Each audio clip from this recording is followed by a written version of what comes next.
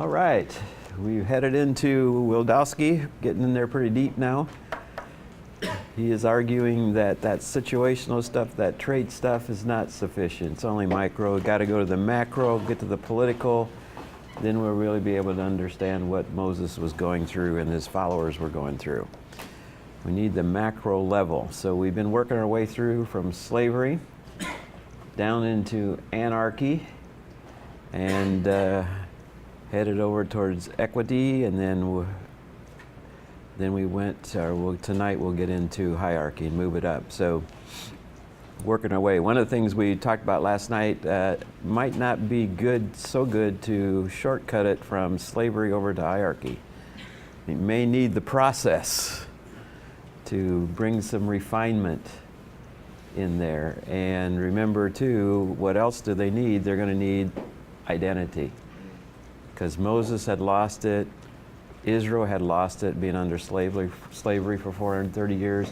So it takes some time to get your identity back as a people so they can figure out who they were, why they are on this earth, and what is their role, and what God wants them to do. So that does take some time. And a lot of things have happened that will,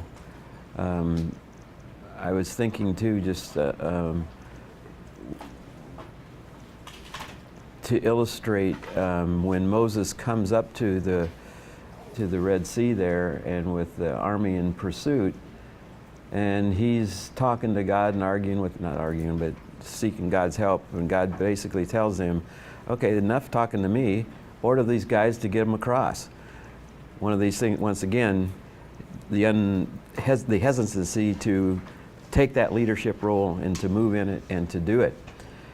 They get on the other side, and who writes that song that celebrates the transition? The crossing? Miriam. A song is written, right, and sung, talking about God's miraculous work to get them from one side and protecting them from the Pharaoh and so forth.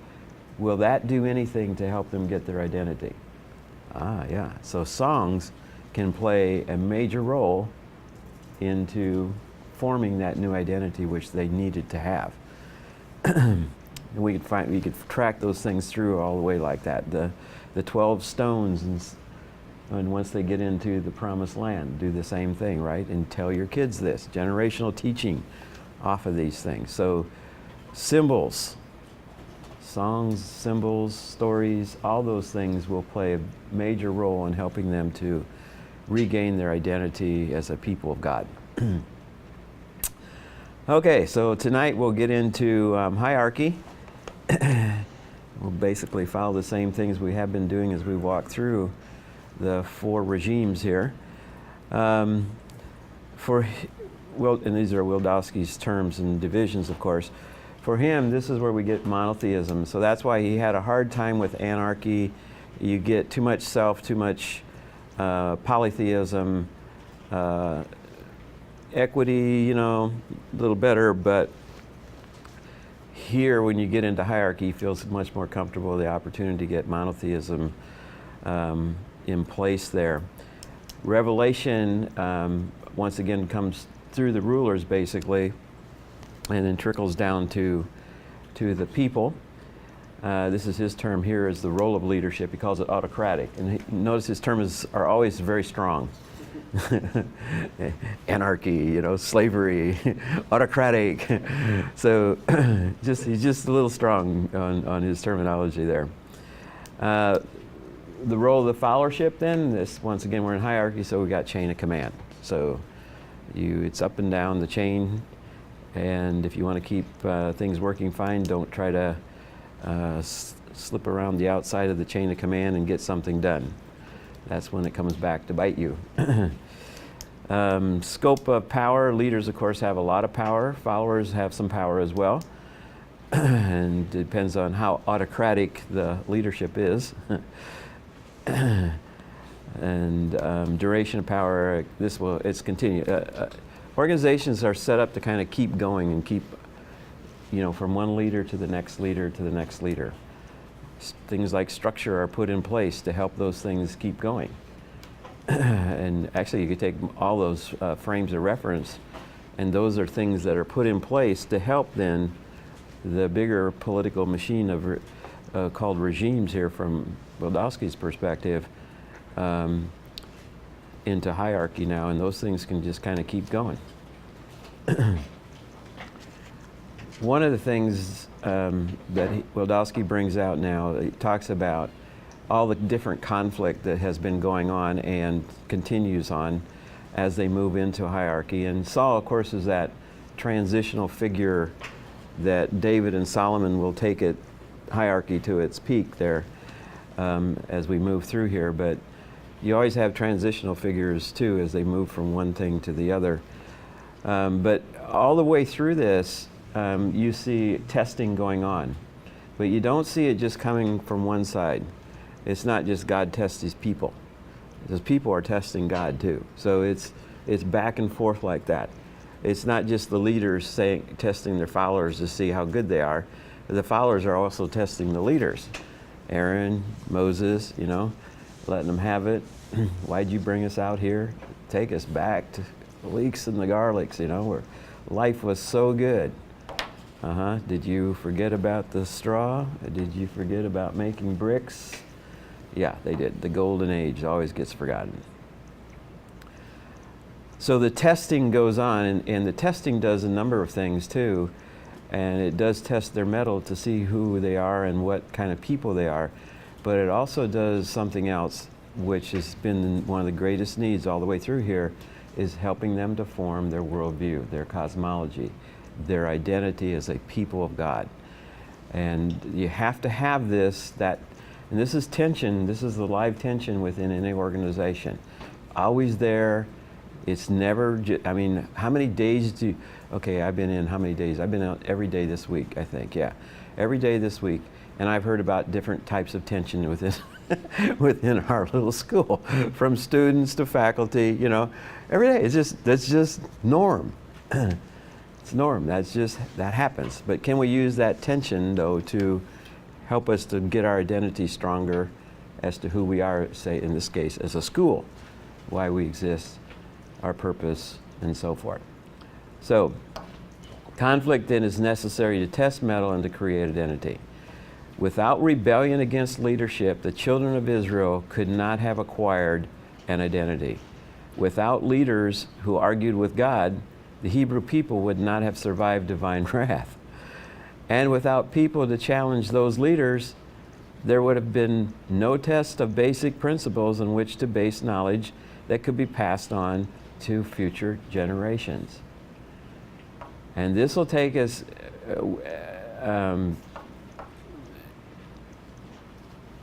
we'll get to Moses to show how he used his power.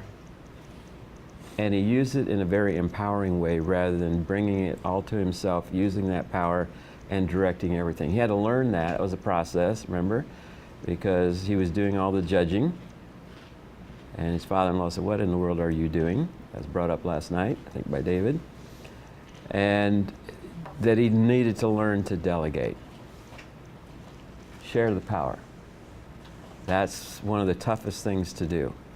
If you share the power, guess what? Followers do not always use that power in nice ways, in ways that are very learning, They trip over things, they do things bad, they make mistakes. But what he's arguing, what Wildowski is arguing here, and he'll argue this all the way through the book then, that they have to have that freedom to fail.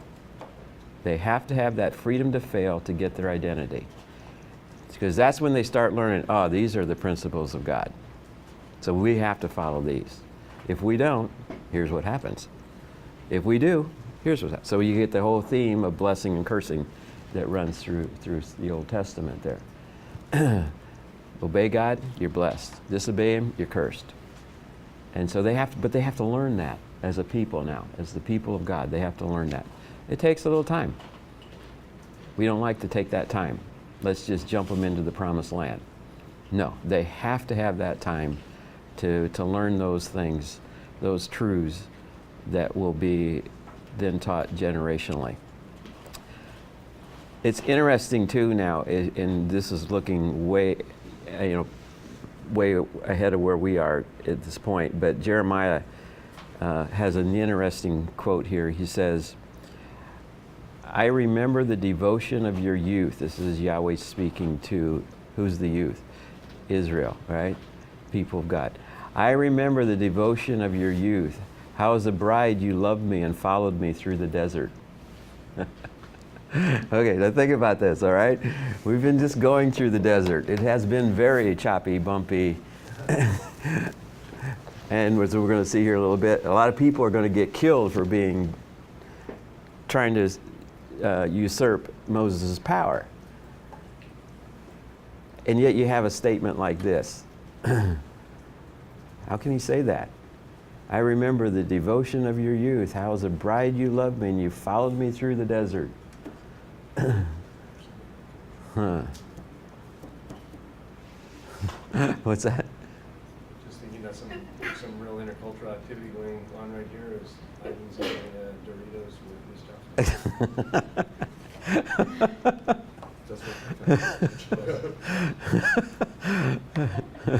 Eating Mexican food with Chinese chopsticks. There we go. This is an intercultural class. There we go. That's just an easy thing to do. Yeah. Conflict, a lover's quarrel, he calls it. It's pretty interesting. Which is that? That's very much like a lover's quarrel, right?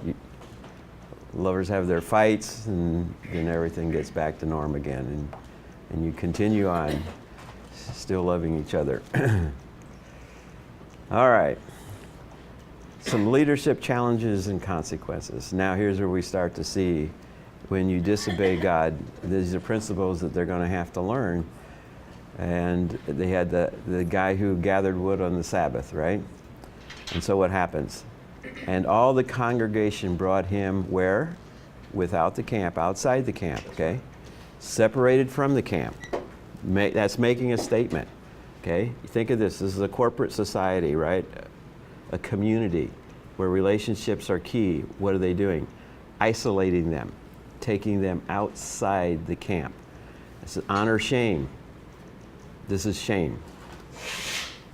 When shame comes about and happens, what? You're isolated, you're separated, you're in this case put outside the camp. And they stoned him. Who did? All the congregation. So it's a community effort, isolating the fellow who was at fault, and then killing him. Collective stoning, separating, and judgment. Then we get another one. And watch how these things start to increase here. Now you got Korah and 250 priests, okay? And we're at equity, no doubt, and we're in that transition moving up to hierarchy. And no doubt Korah and his group here had got together like they would normally do, and they would discuss the matter, and they say, we're gonna take these guys on. And Korah becomes the leader, does that, takes them out there, probably first among equals, and takes them on. And he gets challenged big time.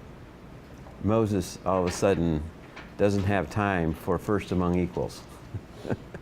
And he starts moving in much more of a hierarchical role and taking control. And so there's one of our steps, our transitional steps that starts to move us from equity into hierarchy, where Moses takes a little bit of authority there. Now, not saying that we had in Interact, he had Korah and 250 priests that were challenging him, but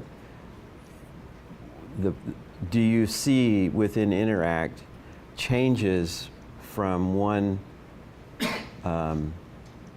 regime to another regime and different power exerted from different groups than they normally would have used? What transitions were happening within the organization, and Do you see different entities moving out of the normal regime and into another regime to use power in a different way? That's rhetorical, but that's what we can start asking ourselves. Then we get this. Then the big one. Look at this one. With they're all interconnected here, of course. But Dathan and Abiram, separate yourselves from among this congregation, that I may consume them in a moment. So once again, the separation, the isolation, and how many get killed? 14,700. I mean, think about that. That's a lot of people. 14,700 are killed. So, when we look at that, what's happening is each of these rebellions increases in its scope and size. They get stronger and stronger. And guess what? There's isolation, there's separation, and there's judgment, and there's death. And so not only do the rebellions get stronger in scope and increase in scope, so does the judgment. And once again, this is all teaching in a very human way, teaching principles to this new group. If you're the people of God, here's some of the principles you got to live by, or here's the consequences if you choose not to. Later on, Aaron's rod will bud, of course, and symbolizing that we're moving out of this era of grumbling. We're moving up into hierarchy. And so that's a symbol is used now to note some of the changes from one regime to another. So equity to hierarchy then through the separation, and Moses is using excessive power. So he did that. Moses used excessive power, and we do see now a move into the hierarchical reign. How do you like that? You think that Moses wore that on the back of his "God protect me from your followers"? He wore that on the back of his jacket. Mm-hmm. All right. Now we start to see Moses as the great empowerer. And I think that's why he becomes a leader that is so needed in today's world. Everybody is so much after power. Moses was not afraid to give away power. And think of this, especially if the concept was there that there is limited good, that there is only so much power, then if I give some away, wow, there's only 4 apples and I give 2 of them away, that means I only have 2 apples. That's all the power I got left. So if that was true for Moses in that era, and I'm not sure it is, but it could be, it's true in many parts of the world, he was not afraid to give away power. He was not afraid to do it. Authority is dispersed among the tribes about to receive a new structure, hierarchy. So he starts to do it. So let's track some of the things that he does. We've seen this one already way back. He needed somebody to be a spokesperson. So he chooses Aaron. Aaron does it, and Aaron gets himself into trouble every now and then, but he has been a spokesperson for him, and helps to represent him to the people. And then this is where his father-in-law comes and asks, "What in the world are you doing? You cannot do this thing of judging all day long and expect to take care of it. There's too many people. How many people we got? 2 to 6 million people here. So how are you going to do all those cases? No way. There's no problem. So you've got to choose. And what do? They said, just choose anybody? No.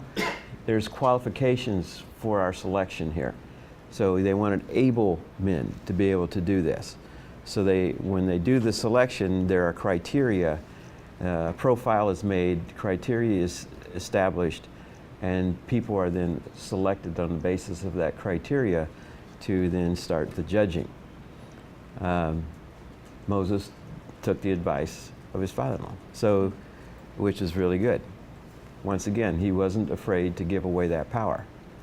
The 70 elders from Numbers 11 here, and he took the spirit that was on him and put the spirit on the 70 elders, giving away power. Giving away power again. And the last one, Eldad and Medad there, the people were saying, well, let's not get too carried away here. And just his opposite reaction was, man, I wish everybody could do this.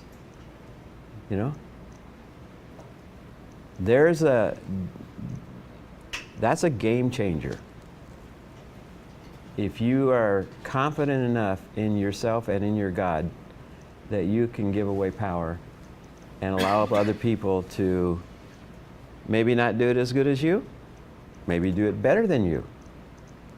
Either way, giving away that power to be able to allow that to happen. Because what does that do? That creates the next generation to carry things on. That allows for that to happen. Because if you don't share the power, guess what? Everybody's kind of just bumping along.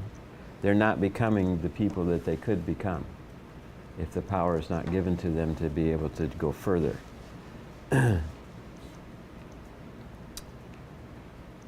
Moses' reply to Joshua, allowing Eldad and Medad to continue prophesying, remains for all teachers and leaders as the brilliant example they should keep before their eyes as the highest ideal aim of their work, viz. To make themselves superfluous, to make themselves superfluous, that the people of all classes and ranks reach such a spiritual level that they no longer require teachers and leaders. How well does that speak of Moses? And what a model he provides for us to let that happen.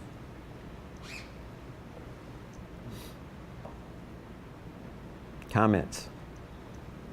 A number of years ago, I visited Dr. That's Chinese perspective. Yeah, the Chinese. I visited Dr. Cho's church there, and I went in this one room, and I can't remember if we had somebody guiding us or what, but Full gospel? yeah, Okay. yeah. And they had on the wall all these charts, kind of hierarchical charts. This guy was ahead of this one, and and just all the names down. This one's over here, and this one's over. So that's this area over here in the city. That's this area over here, and this is. I'm listening to this. Whoa, And I've heard all kinds of numbers of how many are in that Yonggi Cho's church then, from up to 160,000, to less than that, and people challenging the numbers, but big deal. But we know there's a lot of people that were there in this church. And it's actually not a very big church, and it's kind of circular, and you sit in there and you wonder, man, this isn't real big. How do you get all these, they don't all come at once. I mean, there's multiple services, and then they're held outside as well. And so it's spread all over the place. But earlier in the cycle of the growth of the church, there was a particular element that started teaching some things that were different than Dr. Cho appreciated. And actually then a big group, and this is our core, and I don't put him in that category, but in analogy of people challenging the authority of the leader. And this guy was kind of doing that, and he took a big group and went off on his own. When something like that happens, of course, the leadership is going to think about how we can stop this kind of stuff from happening, all right? So they're going to come up with some things. Out of that whole deal would come, Dr. Cho then would write the sermons that would be taught the next week in all these study groups all over the place, all over the city. And so that's how he was able to, he controlled it that way by not letting everybody just teach whatever they wanted to teach. He said, here's your sermons, you teach these to these guys, they teach them all over the city. And that's how he would control that.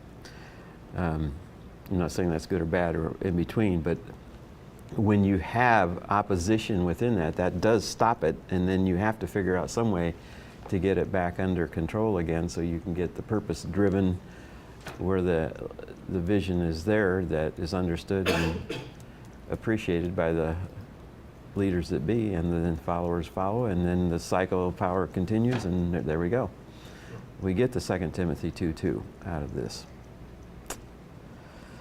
Super. Okay. Well, okay, what's the big bad sin for the leader and or follower in the hierarchy regime? Leader's sin, not empowering. Ah, there you go. There you go. Holding on to it for himself, not sharing it and multiplying it. Essentially, then it becomes the Pharaoh again, right? Yeah. There we go. Yeah. It's just a step over there, right, to the slavery side over here. It's not a very big step. Nope. Not a very big step to get over there.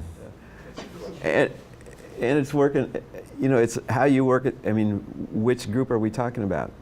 See, new recruits coming in, they do put them in slavery because they're going to teach them, guess what? You have no rights. You are a nothing. You will do whatever we tell you to do. And by the way, we're going to shave your hair, and we'll give you a uniform that you have to wear. And we'll tell you when you can go to bed, and when you can get up, and when you can eat, and when you go to, you know. But then it moves out of that. So once again, you'll see it, you know, depends on where we're at and what group we're talking. Is the military an example then of an actual entity that goes from That's your final paper, all right? You track the military, see if we go from slavery into anarchy. How do they rebel? They can't rebel, they're going to get, well, they go out and get drunk or something, I don't know. A crucial difference, though, between those two regimes is whether or not you had a choice to join in the first place. And Yeah. whether or not you ever Beautiful. chose to leave. okay, you're a Korean boy who's 18 years old, who mandatory has to Oh, go yeah, to the yeah. military. Sure. This is true. Yeah. Well, even he has the choice to, Go to school in another country. not just that, but now state citizenship and become a citizen of another country. Oh, Because yeah. in a slavery Yeah. paradigm, you know, you're And but yet they're playing, and this is one of the things that you can't say it's in one or the other or the other or the other. They're in multiple ones, and those are always changing. That's the idea behind the regimes there, that you don't stick them in one, and maybe they move to something else, you know. But it keeps sliding around. But the military's always under a chain of command somewhere, right? Even if they're going to blow something up over there, there's somebody back here telling them whether they can do it or not, right? Should I fire or shouldn't I fire? I don't know. If I wasn't allowed to sleep for 3 days straight, there would be some anarchy. Yeah. But, And how has anarchy played out in a military sense, you know? I mean, you have guys who can, I